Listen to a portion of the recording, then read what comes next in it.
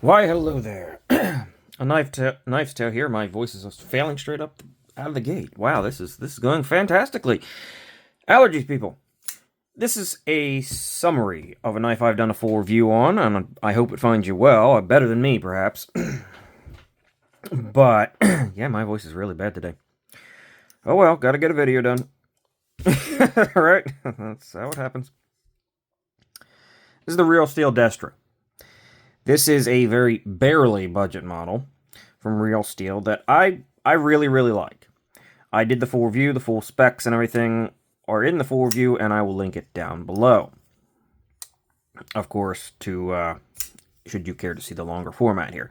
This is the summary. It's just a quicker touch on everything and a recap and, well, even a slight update considering this is done after the review. If anything's happened or changed, well, I'll let you know. Fortunately, nothing has. This is a good knife. I really like this knife. It's simple, it's straightforward, it's ultra light. In fact, it's light enough that I'm going to measure it again. That's another knife. Or weigh it again. 2.38 ounces. And you've got over 3 inches of blade. In fact, you almost have 3.5 inches of blade, if I recall correctly. Let's just do a quick comparison, shall we? Yeah, almost around 3.5 inches of blade, just maybe a little bit shy of that. It's super light, super great ratios, surprisingly thin for not having a particularly tall grind. Like, it does come down to a very nice thin edge there. Crown spine, Nitro V. This thing is a Poltergeist design. I do kind of miss... Poltergeist designs used to have a see-through pivot with Hex or Allen or whatever to actuate it. Didn't do that here. I wish they did. Or there is a premium version of this. I wish they did it on the premium version at least if it costs more to do. They didn't.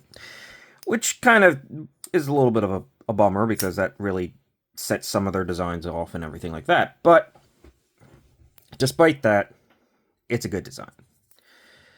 The jimping, even crown, actually functions.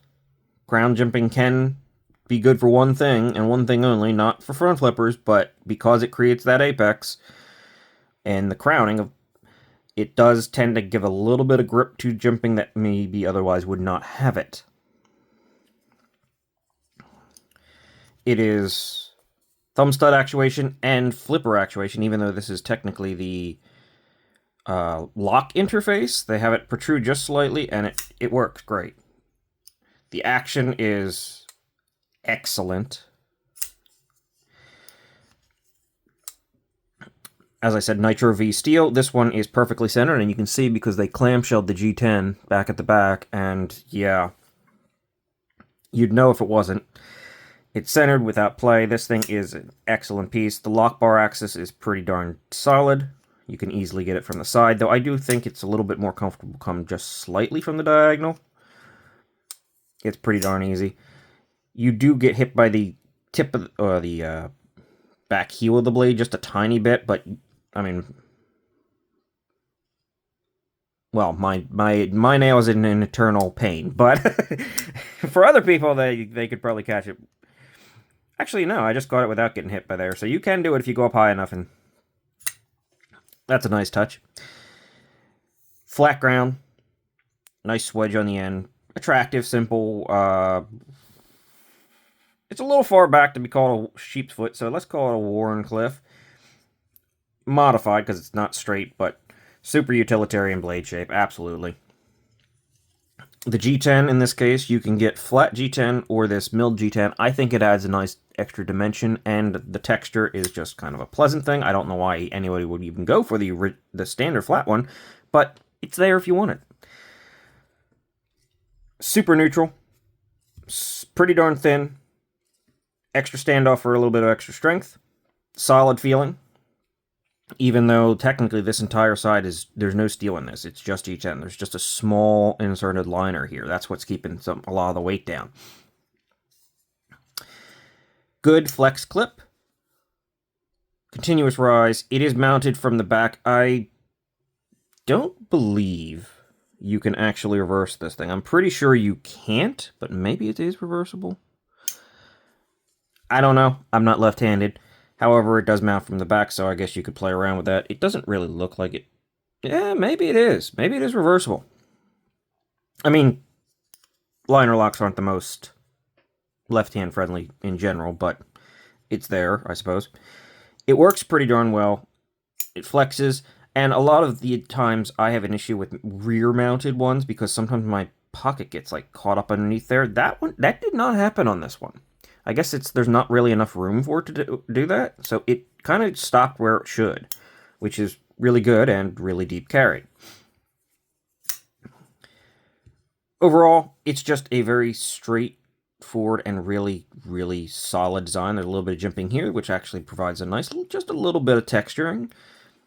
The plunge grind could be a little bit better. It's just sort of right here, right behind the edge, but the stop pin is internal and attached to the blade right there. So you can put in a choil once you've gotten up the blade a little bit or whatever you want. And of course, just because of how low the grind is, you don't have like forever to go up this thing. You can probably take it up to there and still get something out of it, but it's not going to last forever. Now, I mean, if they had put a hollow grind on the premium version, I don't know what they did on the premium version. I don't have it, but if they had, that would be really nice to give you extended length, just because the grind isn't tall on this knife. But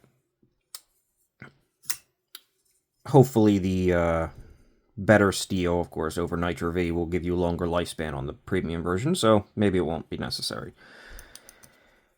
All in all, it's a really good design. It's a really nice knife. It's really lightweight. It hits a lot of the boxes and everything. It's also surprisingly comfortable. Yeah, I can feel the clip, but it's not really uncomfortable, which is kind of what I thought it would be.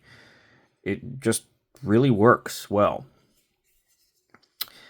So the only downside of this knife, really, is the price.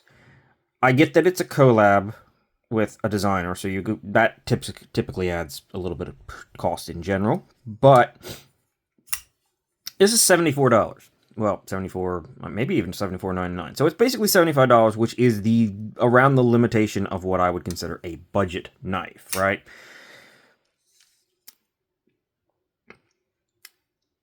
I don't feel that it's doing enough to justify that. I think it's a great knife with much better than even normal budget action. So, I mean, the fit and finish is definitely up there with being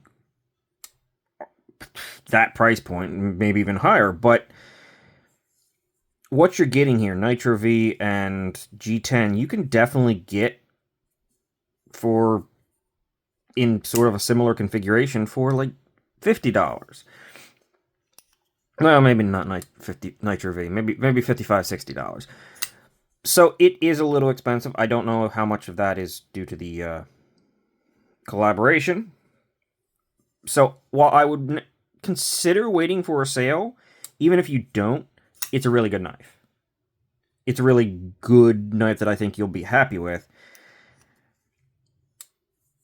But again, it might be something worth waiting for a sale or seeing if you can get a little discount somewhere. Maybe finding an outlet that offers a discount that you can apply to this thing or something like that. Would be really knock out of the park. However, it is a very, very solid knife. And I've really enjoyed it. And I found myself gravitating towards it just because of how light it is. Just because of how good the action is. The thumb disc even actually, like, I'm not a really big thumb disc person, but yeah, it just sort of works, right? So the Destra here is definitely recommendable. Try to get a little bit of money off of it if you can. But it's right up my style. I like this. I like the design. I like the style and everything. So, yeah. Nothing else to be said here. I'm going to end things relatively quickly. A little summary here. Say thank you very, very much for watching. Check out some more of the channel.